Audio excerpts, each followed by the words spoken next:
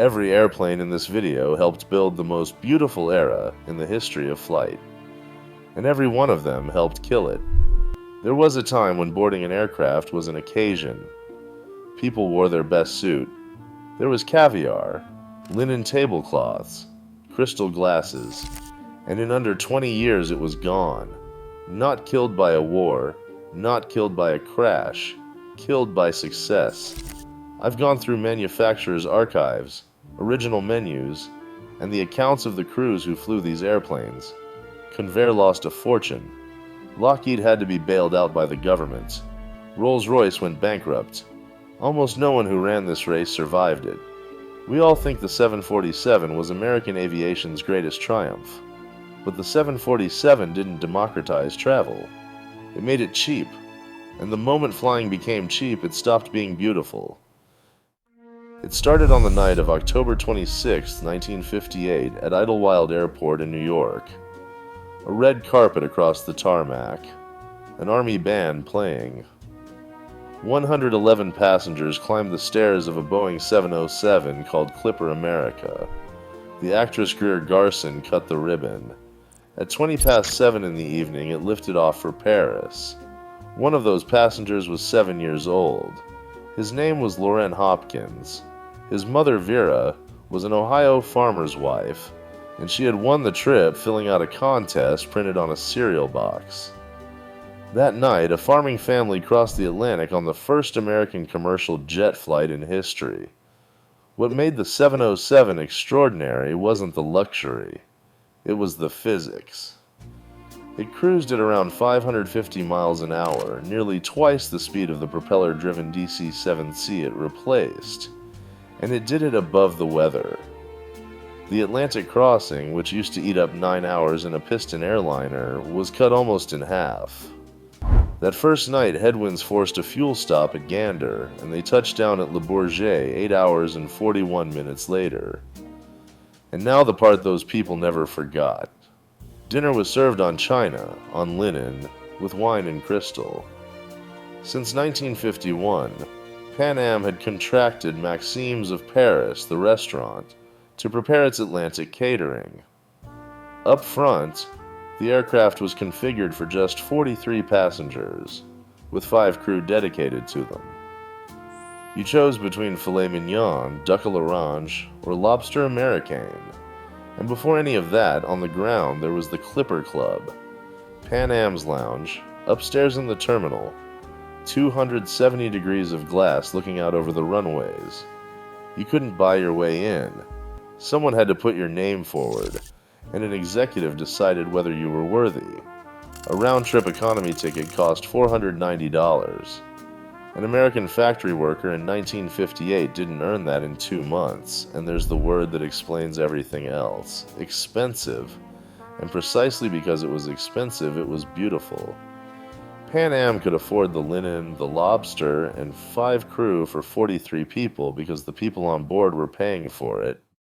Boeing had just reinvented air travel, but of the companies that chased it, almost none survived. Other American companies had already bet their entire future on catching Boeing, and what happened to them tells you more than Seattle's triumph ever could. Douglas had been king for 30 years, the DC-3, the DC-6, the DC-7. If you flew in America, you flew a Douglas. Its jet, the DC-8, arrived in September 1959, almost a full year after the Boeing 707. Good, but second, and second gets paid for. The real story here is in San Diego. At General Dynamics' Convair division, someone spotted a gap, a jet smaller than the Boeing 707, but faster than anything in the sky. They called it the 880, after its speed. And in March 1956, the man who would finance it walked in. Howard Hughes. Hughes controlled TWA. He ordered 30 aircraft. Delta ordered 10 more. And then Convair made the mistake that killed the whole thing. It promised the first 40 production airplanes to those 2 airlines, which meant any other carrier that wanted an 880 had to queue up behind Howard Hughes. Almost nobody did. Then came the delays. Hughes, increasingly reclusive, pushed the deliveries back. His own board ended up suing him. and the 880, the airplane designed by and for TWA, was put into service by Delta in May 1960, and yet stepping on board was something else entirely. That first Delta 880 carried, in the forward cabin, a lounge. 12 seats, armchairs facing each other, a place to stand up, talk, and have a drink at 560 miles an hour in the fastest airliner in service anywhere in the world. Convair tried again with the 990. It built 37. Boeing rolled out the 720, a shortened Chinese, cheaper Boeing 707, and took the market. And when the accountants were finished, between $425 million and $470 million gone. Time magazine called it, in 1962, the largest loss on a single product in American corporate history. Ford's Edsel, the most famous flop of the century, cost around $200 million. Convair lost more than double, and it never built another passenger aircraft again. There was already a body on the table, and the golden age hadn't properly begun. The 707 had conquered the Atlantic, but America isn't the Atlantic. America is Wichita. It's Boise. It's Knoxville. Short runways, no infrastructure, no boarding stairs, no jet could land there. The airplane that solved it was designed by 3 airlines arguing. United wanted 4 engines. Its base was Denver, and mountain air is thin. American wanted 2, because 2 burn less. Eastern wanted 3 because it flew the Caribbean, and the rules wouldn't let a twin stray more than 60 minutes from an airport. Out of that argument came an airplane with 3 engines on the tail, the Boeing 727. It entered service on February 1, 1964, with Eastern Philadelphia to Miami. What it carried in its wings was a revolution, flaps and slats unfolding like a fan, holding the airplane in the air at speeds where any other jet would have fallen out of the sky. It could put itself down on a 4,500-foot runway. It carried its own air stair under the tail and its own generator. It could drop into an airport that was barely a strip and a shed, open its own stairs, let the people out, and leave again.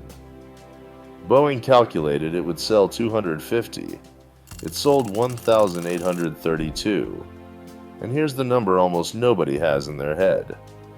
In 1971, at the peak, with the country blanketed in jets, only half of American adults had ever set foot on an airplane. The other half never. Flying was still, for half of America, something that happened to other people. And there's a reason. In those years, airfares weren't set by the airlines. They were set by the government. A federal board decided what each route cost and who was allowed to fly it. No airline could drop its price to steal a passenger from you. They could only compete on how they treated you once you were on board. That is the entire secret of the golden age. The china, the wide seat, the stewardess who lit your cigarette. None of it was generosity. It was the only weapon they had left. And the day price was handed back to them, all of it would vanish in months. But first, 2 small airplanes walked on stage, and they began to poison the system. In 1965, there was a number almost nobody was looking at. 6 of every 10 American passengers were flying routes shorter than 500 miles. Atlanta to Birmingham, Chicago to Grand Rapids. Short hops and tired old propliners into cities no jet came near because it didn't pay. That was the real American market, not Paris, Memphis. Douglas saw it first. It built a small airplane, 2 engines on the tail, none of the majesty of the DC-8. He called it the DC-9. Delta put it into service in December 1965, and it came with a figure that changed the industry. The DC-9 could operate out of 98% of the airports in the country. Almost any strip of asphalt in America could suddenly have a jet. Boeing answered with the smallest airplane it had ever built. 2 engines under the wing, the 727's fuselage cut down. The 737. On the factory floor they nicknamed it the Baby Boeing. Lufthansa launched it in February 1968. the first time a non-American airline ever launched a Boeing. In April, United put it to work at home. Chicago to Grand Rapids, Michigan. Stop there a second. Grand Rapids, a mid-sized Midwestern town. And in the spring of 1968, a jet airliner in United colors settles onto its runway. To the people who came out to watch, that was the future landing in their hometown. And they were right, it's just that the future came with a price. Because what these two airplanes really did wasn't fly farther. It was cost less. Less per seat, less per mile. Which meant that, for the first time, an airline could make money carrying ordinary people on short trips. And once you can make money carrying ordinary people, the question stops being how to treat them well. It becomes how many will fit. Nobody in Seattle or Long Beach thought they were poisoning anything. And at that same moment, in the largest building ever constructed by human beings, Boeing was assembling something that multiplied that logic by 4. Juan Trippe had spent 40 years building Pan Am, and he had an idea he couldn't shake. He wanted an ocean liner in the sky, not a bigger airplane. A ship. Boeing talked him down, but Trippe won one argument. In the hump behind the cockpit, Boeing wanted equipment. Trippe said no. That space was for passengers, and that's how the 747's upper deck lounge was born. You climbed a spiral staircase to reach it. There were armchairs. There was a bar. You were 35,000 feet over the Atlantic with a drink in your hand, walking up a flight of stairs. In April 1966, Pan Am ordered 25 airplanes, $525 million. Inside Boeing, they said, only half joking, that they were betting the whole company, and nobody else had a choice. No airline could afford to be the only one without the new machine. Within 2 years, nearly every major carrier in the West had ordered the same enormous aircraft at once. Now, the number that matters. A Boeing 707 carried between 110 and 165 people. The 747 was designed to carry between 366 and 452. Triple. And here's the trap, written into Boeing's own arithmetic. The 747 had the lowest cost per seat in the history of aviation, but only if it flew full. Only if it flew full. Every morning, an airline with 400 seats to fill before nightfall, and if it didn't fill them, it lost money. So they had to be filled. However, by dropping the fare, by selling cheap, by putting anybody at all into that airplane. The day the 747 took off, the clock started running. The night of January 21st, 1970 was supposed to be the coronation. Clipper Young America at the gate at JFK, bound for London. 300-odd people on board, some of whom had booked 2 years earlier. The airplane taxied out, and Captain Robert Weeks saw number 4 engine overheating. They went back to the terminal. Pan Am pulled a second 747 out of thin air, Clipper Victor, delivered from the factory less than 48 hours before, and to save the headlines, painted the other airplane's name onto its nose. It lifted off at 1:52 in the morning, 7 hours late, and that airplane, the first 747 ever to fly passengers, was destroyed 7 years later on a runway in Tenerife, in the worst accident aviation has ever had. But nobody knew that yet. What did arrive, and arrived fast, was October 1973. A barrel of oil went from $3 to $12 in a matter of weeks. And suddenly those enormous airplanes, bought on credit for a world that was going to grow forever, were crossing the Atlantic half empty, burning fuel that cost 4 times as much. By 1976, the most famous airline in the world was sitting on $364 million in losses. Juan Trippe's flying ocean liner had become a stone tied around his own company's neck. American Airlines wanted a wide body, but smaller than the 747 for flying inside the United States. And the worst possible thing happened. 2 companies answered. McDonnell Douglas with the DC-10, Lockheed with the L-1011 TriStar, Two nearly identical airplanes for the same market. Neither one backed off. For the TriStar, Lockheed chose a new engine, the Rolls-Royce RB211, and developing it proved so difficult and so expensive that on February 4th, 1971, Rolls-Royce, the crown jewel of British engineering, declared bankruptcy. The company was brought down by an engine contract. The British government nationalized it overnight. But on the other side of the Atlantic, Lockheed was left with no engines. For an airplane it had already spent $650 million on. The banks refused to lend it another cent. So it went to Congress and asked the federal government to guarantee its loans, $250 million. It passed the Senate by a single vote. One vote. That's what stood between Lockheed and oblivion, and it still wasn't enough. Lockheed needed to sell 300 TriStars to break even. It sold 250, swallowed $1 billion write-off, and walked away from commercial aviation forever. The DC-10 had a different problem. A worse one. On June 12, 1972, an American Airlines DC-10 took off from Detroit. Over Windsor, Ontario, the rear cargo door blew open in flight and tore away. The decompression collapsed part of the cabin floor, and when the floor went, it jammed the control cables running through it. Captain Bryce McCormick landed by juggling engine thrust. All 67 on board survived. 15 days later, an engineer named Dan Applegate wrote a memo to his boss. Applegate worked at Convair. Yes, the same Convair, now surviving by building doors for other people. It had been given the doors for the DC-10.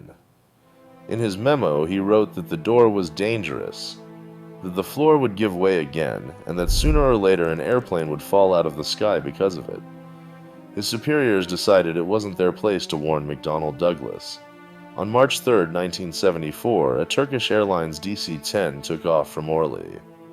The rear cargo door opened minutes later. Exactly what Applegate had described is exactly what happened. The airplane went down in the forest of Ermenonville. All 346 people on board were killed.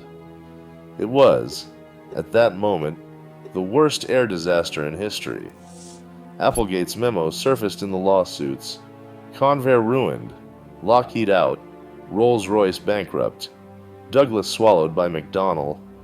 In 15 years, the American aircraft industry had eaten itself alive, and it still had one more dream to kill. There was one last airplane, the most ambitious of them all, and not a single passenger ever boarded it. When the Europeans announced Concorde, America could not stand there and watch. The government ran a competition, and in December 1966, Boeing won it. Its airplane would be called the 2707, and it was outrageous.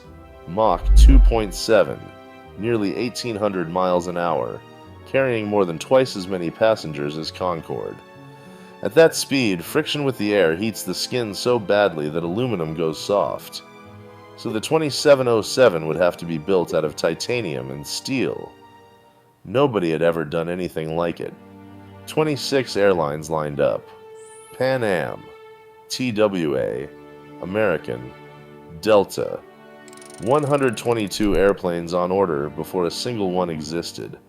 The government put in roughly $1 billion. But by 1970, the country had changed.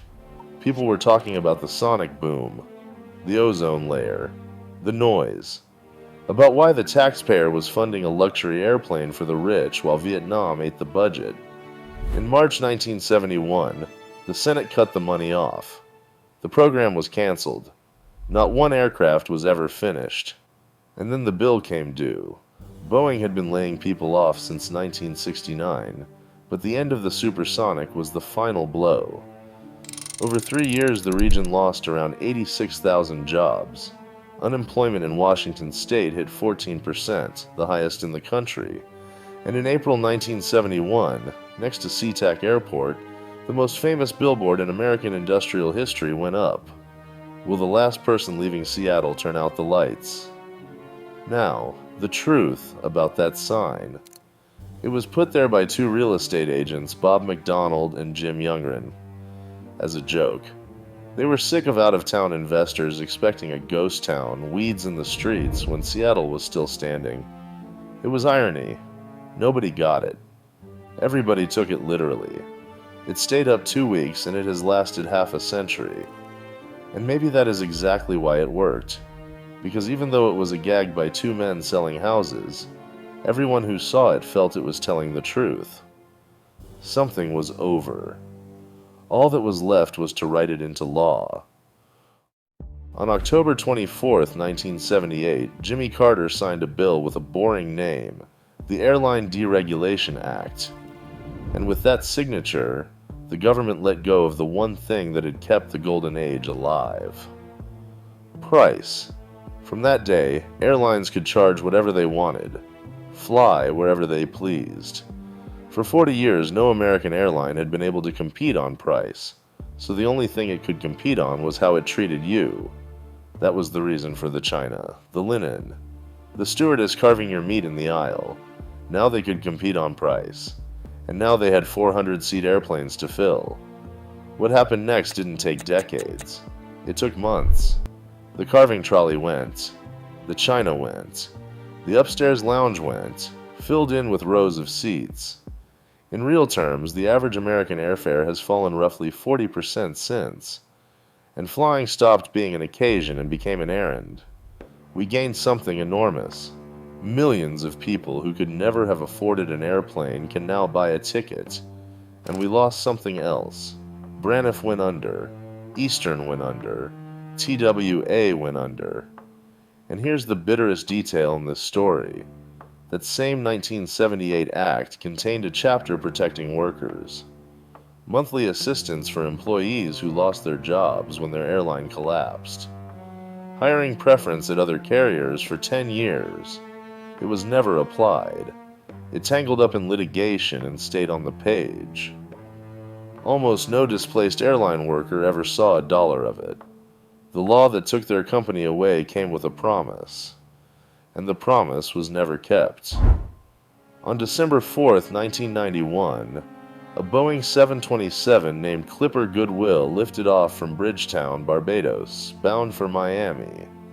It was Pan American World Airways Flight 436, the last one. Captain Mark Pyle was flying it, with First Officer Robert Knox and Flight Engineer Chuck Foreman. Pyle had come to Pan Am in 1981, when the airline absorbed National. That acquisition was one of the deals that ruined Pan Am. The merger that brought him in helped kill the company he was now flying home for the last time. They landed in Miami that night, and the fire trucks met them with an arch of water. Waiting in the terminal were thousands of Pan Am employees. They had come simply to say goodbye. Many had been there 30 years.